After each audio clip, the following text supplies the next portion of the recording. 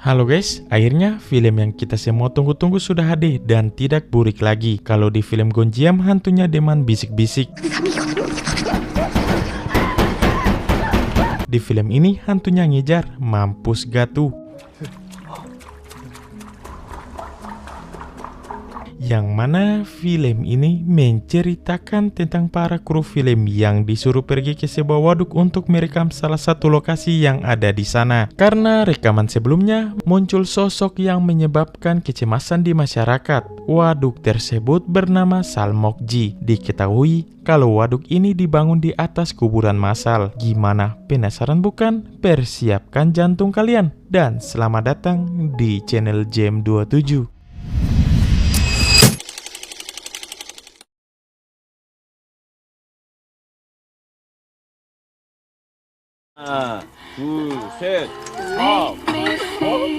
Pada suatu malam, sepasang kekasih yang kita sebut saja Boban dan Danti tengah menikmati kebersamaan mereka, pacaran sambil memancing ikan di kawasan waduk yang dikenal dengan nama Salmokji. Namun, adegan yang kita harapkan bersama tidak terjadi. Danti tiba-tiba pergi mengambil bir di dalam tenda dan keluar lalu berjalan ke arah waduk dengan tatapan kosong.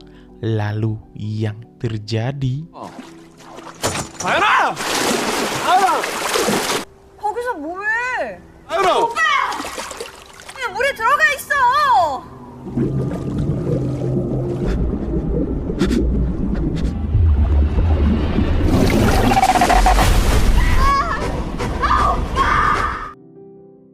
Setelah sebulan, sebuah perusahaan bernama Onroad Media, lebih tepatnya perusahaan yang bergerak di layanan penataan dan visualisasi jalan, di mana tepat pada saat itu mereka menangkap sebuah anomali di kawasan waduk Salmokji, yakni sebuah penampakan di tengah-tengah danau. Karena gambar ini dirasa tidak layak untuk dipublikasikan, maka si pimpinan mengutus seorang karyawan senior bernama Kiyoshi untuk mengambil ulang foto di area tersebut. Namun sampai saat ini tidak ada kabar darinya. Lantas waktu yang diberikan sudah mepet dengan deadline. Seorang produser bernama Hansuin mengajukan diri untuk datang ke tempat yang dikenal angker itu. Mengetahui kepergian Suin, produser lain bernama Kite merasa khawatir karena sebelumnya mereka sempat menjalin hubungan. Namun Suin yang sudah najis dengan mantan bergegas pergi dari sana. Di sini Suin pergi bersama dua juniornya yaitu Songbin dan Sijong. Juga si kameramen bernama Kyung Tae dan adiknya yaitu Kyung Jun. 아니에요. 뭐 살짝 급하긴 했는데. 로드캠 두 분도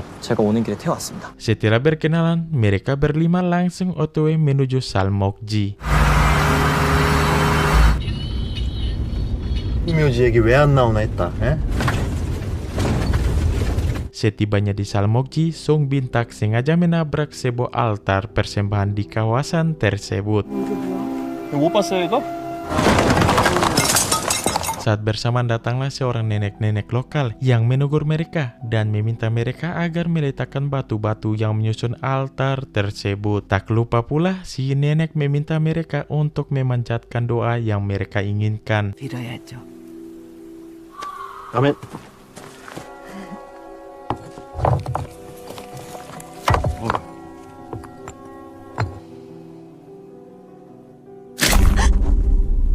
쌓고 얼른들 일단 Singkat waktu, mereka mulai melakukan pekerjaan yang diberikan. Sesaat kemudian, mereka mendapat masalah, yaitu tidak ada signal di tempat ini. 거기 원래 Tanpa diduga, Kiyoshi yang selama ini menghilang tiba-tiba saja muncul di hadapan mereka. 잡혀요? 됐다. 연결됐는데? Setelah berhasil mendapatkan sinyal, Yung Tae mulai berjalan dengan membawa alat perekam sesuai arahan dari Suin. Tak lama kemudian, Suin melihat sekelebat sosok yang tanpa sengaja terekam kamera.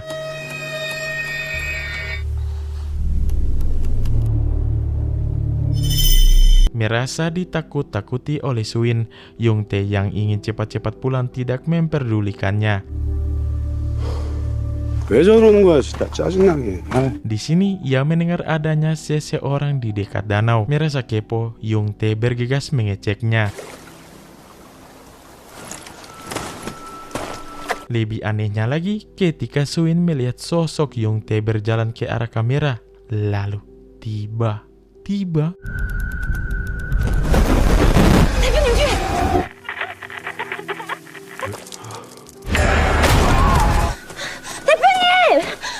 Alhamdulillah, Yung Tae baik-baik saja dan yang tadi jatuh tepat di atasnya adalah rambut palsu. Namun hal itu membuat Yung Tae ketakutan dan yakin kalau barusan yang jatuh adalah kepala dari sosok wanita. Di sini Yung Tae yang kena mental memutuskan untuk berhenti melanjutkan pekerjaannya. Lantas Suin yang ingin cepat pulang memaksa Yung Tae untuk melakukannya saja karena saat ini tidak ada waktu lagi untuk mencari penggantinya. Karena Yung Tae telah menjatuhkan alat penangkap signal ke dalam danau, mereka memutuskan untuk mencarinya terlebih dahulu.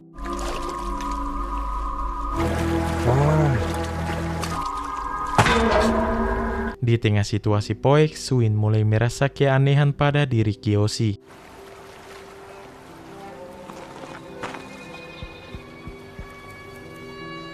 Hingga tak lama kemudian, Kyoshi mengajak Yung Tae untuk pergi mencari alat penangkap signal yang dari tadi tak kunjung ketemu. Singkat cerita, malam pun mulai poek. Di sini Suin mulai khawatir karena Kyoshi dan Yung Tae tak kunjung kembali. Sesaat kemudian, Ki Tae menelpon Suin dan menanyakan apakah benar jika Kyoshi saat ini bersama mereka. Yang mana Ki Tae baru mendapatkan kabar dari kantor kalau Kyoshi baru saja ditemukan di sebuah rumah sakit dalam kondisi sudah meninggoy. Sementara itu, Sung Bin dan Yung Ji malah bermain lempar batu loncat. Hingga ketika sedang seru-serunya, tiba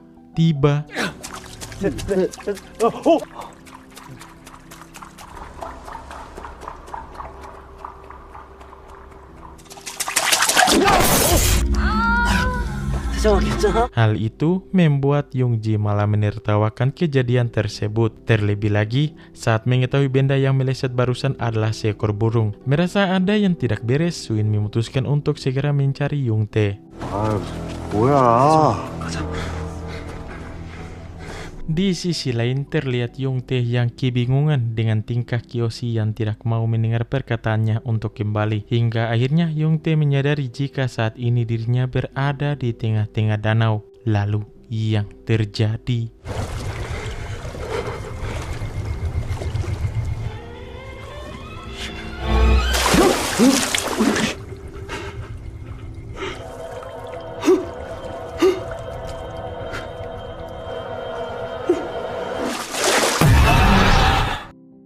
Di tengah situasi mencekam, Suin memutuskan untuk berpencar. Tak lama kemudian, mereka akhirnya menemukan keberadaan Yung Tae yang kini sudah tak bernyawa. Sementara itu, Sung Bin dan Si Jong yang sedang mencari keberadaan Yung Tae tiba-tiba melihat Kyoshi di tengah ruyuk yang memanggil mereka. Karena gak kepo gak horor, mereka memutuskan untuk mendekatinya. 팀장님!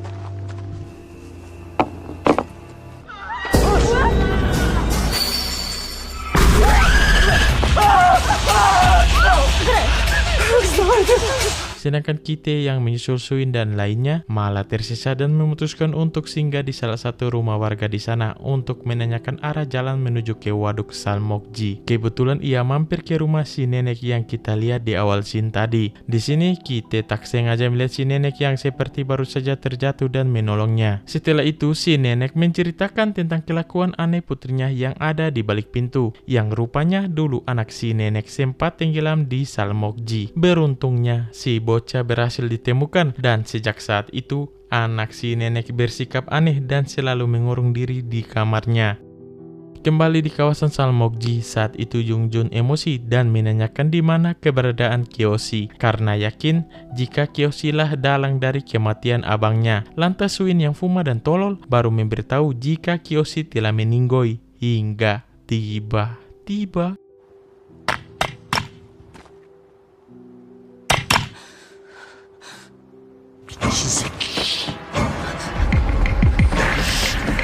Hal ini membuat Yongjun emosi dan mengejar Kyoshi hingga ke tengah danau.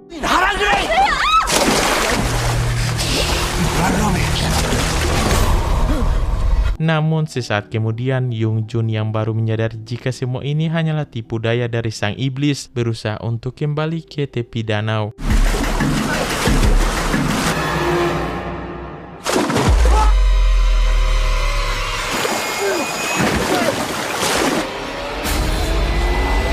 Melihat kematian Yongjun yang begitu tragis membuat mereka sadar kalau rumor tentang waduk ini benar-benar nyata dan memutuskan untuk pergi dari sana.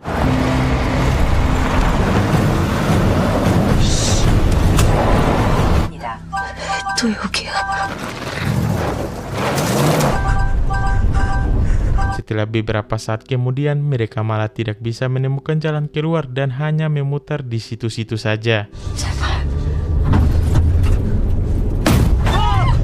Hingga sesaat kemudian Kite datang dan berhasil mencegah mereka yang akan masuk ke dalam air. Di sini mereka akhirnya berkumpul dan memikirkan cara untuk keluar dari sana. Lantas Suin menyarankan mereka untuk mencari altar batu yang sempat mereka tabrak untuk menghancurkannya. Karena menurutnya dengan cara itu mereka bisa keluar dari tempat terkutuk ini. Namun Sung Bin yang tak ingin mati sia-sia tidak mau dan tantrum.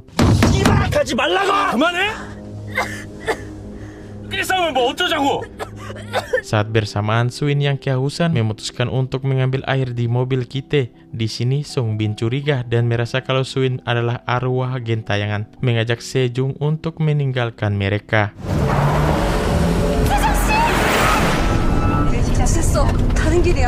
Di tengah perjalanan, teror sang iblis kembali datang.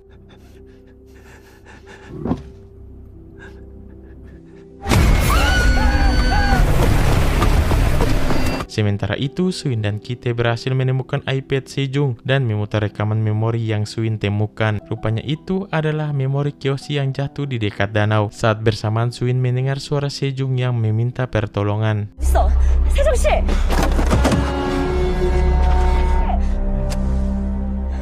Setelah menemukan Sejong, ia terlihat sangat ketakutan di kolong mobilnya. Di saat Suin mengajak Sejong untuk keluar dari sana, tiba-tiba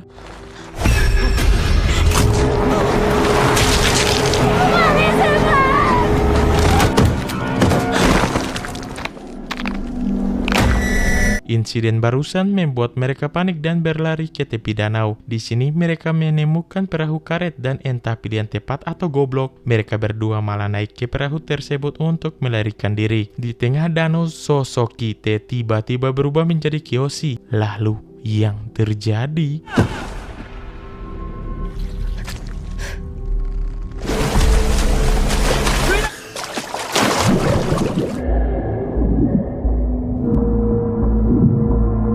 Tepat pada waktunya, Kite berhasil menyelamatkan Suin dengan mengorbankan dirinya.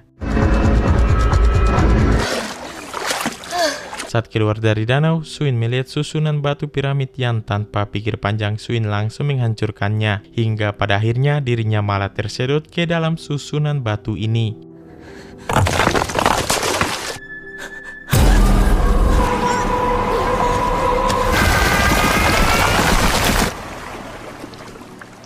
Tanpa diduga, Kite berhasil melarikan diri dari cengkraman si iblis dan mendapati Suin yang sedang duduk di tepi danau. Padahal jelas-jelas Suin telah terisap ke dalam susunan batu tadi.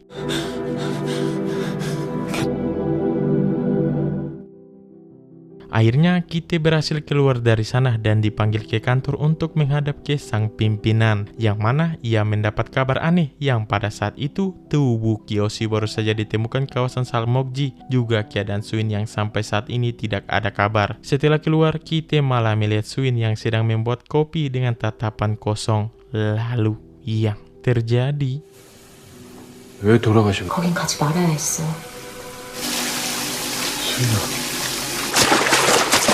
Oh my lord, rupanya semua hanyalah ilusi semata dan kini Kite masih berada di waduk Salmokji terkutuk. Entah Kite masih hidup atau tidak, Bang J tidak peduli karena film pun sudah berakhir. Gimana endingnya, sangat membanggakan bukan? Oke, sekian dari film tersebut. Jangan ragu-ragu untuk like, comment, and subscribe.